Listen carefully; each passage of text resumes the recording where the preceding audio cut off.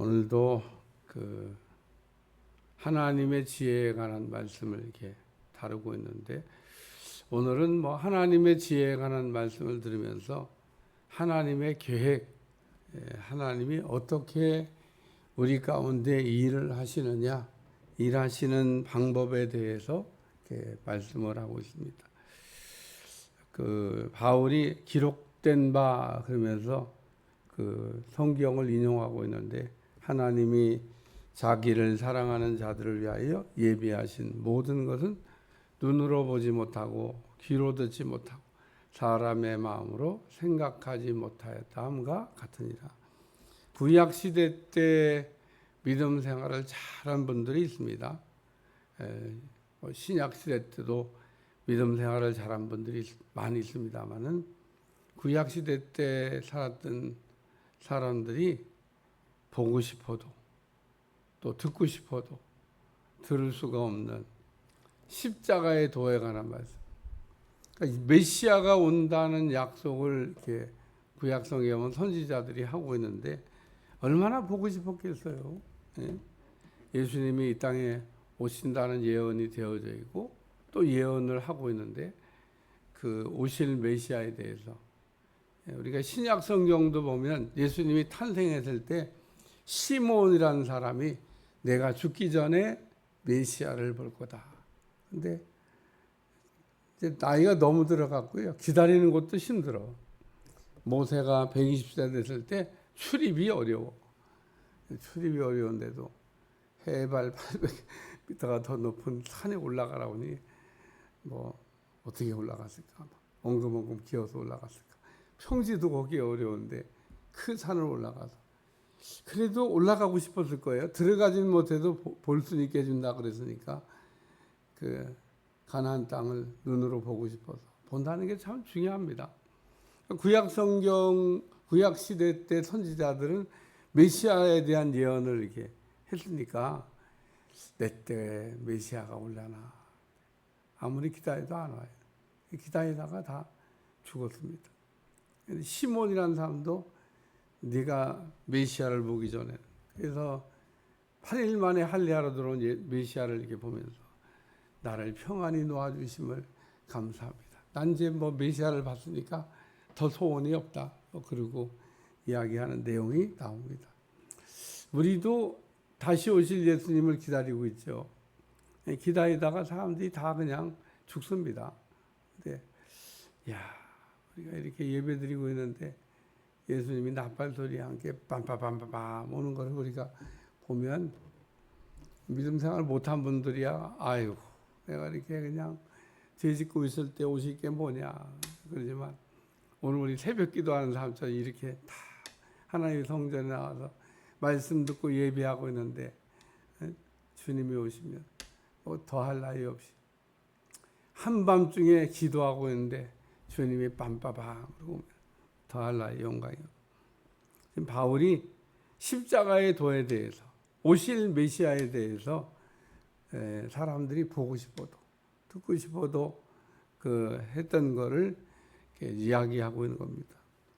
그렇지만 오늘 오직 성령으로 이것을 우리에게 보이셨으니, 성령은 모든 것, 곧 하나님의 깊은 것까지도 통달하시느니라. 그래서 성령이 알게 하신다는 얘기입니다. 바울은 성령을 받은 사람이고 성령 안에서 산 사람이고 성령에 대하여서 아주 민감하게 살았던 그런 사람입니다. 오늘날도 보면 성령 얘기 안 하는 사람들이 어디 있습니까? 근데 성령 얘기는 다 하는데 성령님하고는 좀 거리가 먼 삶을 우리가 사는 사람들 참 많습니다만은, 성령님께서 하시는 일 가운데 알 수 없는 것을 알게 하신다, 그런 얘기입니다. 성령님은 하나님의 깊은 것까지도, 사람의 마음속 깊이 있는 것을 사람 속에는 영외에 누가 알리요, 그런 것처럼 하나님의 깊은 것, 하나님의 계획, 십자가의 도, 하나님의 지혜, 십자가의 도, 이거에 대해서 성령님이 전문가다, 그리고 성령님을 통해서 우리가 이 부분을 이렇게 깨달아 가려고 그래야지, 사람의 지혜로, 세상의 지혜로 이 하나님의 도를 접근하면 죽는 날까지 연구해도 뭐 무슨 말씀인지 알 수가 없어요. 어제도 영적 지각에 대한 이야기를 했습니다. 하나님이 열어주시는 만큼 우리가 하는 겁니다. 영적 지각이 그냥 뭐 다 열려 있는 게 아니에요. 열어주셔야 되는 겁니다. 보여주셔야 되는 겁니다. 알게 하셔야 되는 겁니다. 그래서 십자가의 도에 대해서도 우리가 다 뭐 은혜 받고 알고 있지만 그 은혜가 에스겔 예언한 대로 발목 은혜도 있고 무릎 은혜도 있고 허리 은혜도 있고 넘치는 은혜가 있다는 거예요. 뭐 은혜가 은혜지 뭐 은혜가 뭐 이렇게 구별이 돼 있냐 그러지만 은혜가 구별이 돼 있어요. 그러니까 우리는 발목 은혜 받아도 넘치는 은혜 받는 사람하고 뭐 똑같이 은혜 받은 것처럼 이야기할 수는 있습니다만 뭐 그긴 뭐 은혜 받은 거니까. 근데 발목 은혜하고 넘치는 은혜하고는 수영을 쳐보면 발목 은혜는 수영이 안 돼. 배 닦아져. 넘치는 은혜. 수영이 저절로 돼. 그러니까 우리가 은혜를 받았다고 해서 다 똑같은 은혜라고 생각하면 안 되는데, 사람들은 막 은혜 받으면 다 똑같은 은혜라고. 십자가의 도에 대해서 우리 마음 가운데 오는 은혜도 발목 정도 이렇게 넘치는 정도. 성령님께서 우리에게 알게 하시는데 나를 어디까지 알게 하셨나, 이런 생각을 우리가 좀 해보면서 우리가 살아가야 될 줄로 믿습니다. 그래서 오늘 12절 다 같이 한번 읽어봐요. 시작. 우리가 세상의 영을 받지 아니하고 오직 하나님으로부터 온영을 받았으니 이는 우리로 하여금 하나님께서 우리에게 은혜로 주신 것을 알게 하려 하심이라. 그래서 오늘 성령님께서 우리에게 오시면 하나님의 지혜, 은혜에 대해서, 십자가의 도에 대해서 깊이 깨닫게 하신다. 그 얘기를 지금 말씀하고 있습니다. 그 다음에 두 번째는 성령의 가르치심이라는 겁니다. 성령께서 가르치는 건 아니 영적인 일은 영적인 것으로 분별하느니라. 성령님이 오시면 우리에게 하시는 일 가운데 아주 귀한 일이 분별하게 한다는 겁니다.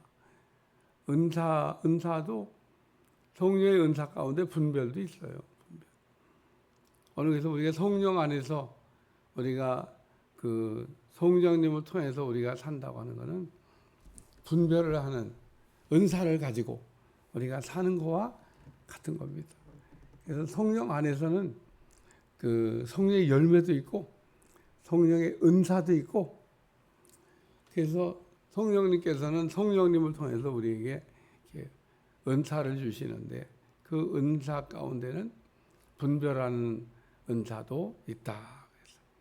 그래서 성령은 우리로 하여금 우리 안에서 끊임없이 옳고 그름을 분별하게 하고 선악간을 구별하게 하고 하나의 뜻을 알게 하고 이와 같은 삶을 우리에게 살게 함으로 우리로 하여금 바른 길을 가게 할 수 있도록 성령의 우리가 인도 그러잖아요. 우리가 성령의 인도를 받는다는 얘기는 성령께서 우리에게 가르쳐 주시는 것을 잘 배우고 따라가는 삶을 이야기한다. 그 내용을 우리가 자세하게 이해하기 위해서는 이제 이런 생각을 하고 사도행전을 다시 읽어보면 됩니다. 사도행전을 읽어보면 사도들이 어떻게 살았나. 성령 받고 난 다음에 철저하게 성령의 인도하심. 그게 성령의 가르침을 받고 사는 삶의 모습입니다. 성령님께서 빌립 집사에게 사마리아 성에서 복음 전하고 있는데 가사 광야까지 가라. 아니 답을 가르쳐주고 가라 그러면요. 그냥 막 달려갈 텐데 거기 가면 에디오피아 간다게 내시가 마차 타고 지나갈 텐데 가가지고 세례도 주고 그 사람 영적 VIP다. 굉장히 중요하다. 뭐 이렇게 다 얘기하시고 가라고 그러면은 우리 하나님은 사실 일하는 방식이 그렇게 일 안 합니다. 가나의 혼인잔치에도 물을 떠다가 채우면은 불이 변하여 포도주가 될 거니까 물을 갖다가 그냥 9가지 자동 채워라. 그리고 채우고 난 다음에 또 더 갖다 줘라. 뭐 이렇게 다 아유 자세하게 설명해 주시고 이 일을 시키시면 불순종할 사람도 별로 없을 텐데 아니 물이 변하여 포도주가 된다는데 불순종할 사람이 어디 있어요? 우리 주님은 다 얘기 안 합니다. 하나님이 일하시는 방법입니다. 우리는 그래서 하나님이 우리를 이끄시는 대로 one step, 한 발자국 나가야 한 발자국 나가면 한 발자국 가르쳐주고 two step, 두 발자국 나가면 두 발자국 가르쳐주시고 목적지까지 가면 드디어 하나님의 계획을 이야기하십니다. 바울도 드로아에서 환상 볼 때 무슨 일이 마케도냐 아가에서 일어날지 모르고 간 겁니다. 알고 건너간 게 아니에요. 하나님이 그냥 소아시아로 가지 말고 배 타고 그 아시아에서 유럽으로 가라니까 아멘으로 갔는데 가는 길 잘 모르고 갔습니다. 고린도까지 갈 줄도 모르고 그냥 성령께서 이끄시는 대로 가다 보니까 빌립보 가다 보니까 데살로니아 가다 보니까 아덴 가다 보니까 고린도까지 간 겁니다. 더는 못 가. 거기가 바다 끝이라서 그 다음에는 이제 배 타고 가야지. 거기가 항구입니다. 끝입니다. 그래서 마케도니아 그 북단서부터 남단까지 쫙. 오늘 성령님께서 우리를 가르쳐 주시는 대로 인도하신 대로 우리가 가게 되면 하나님께서 우리에게 알게 하시려고 하는 신령한 일에 대해서 우리가 알아가게 될 줄로 믿습니다.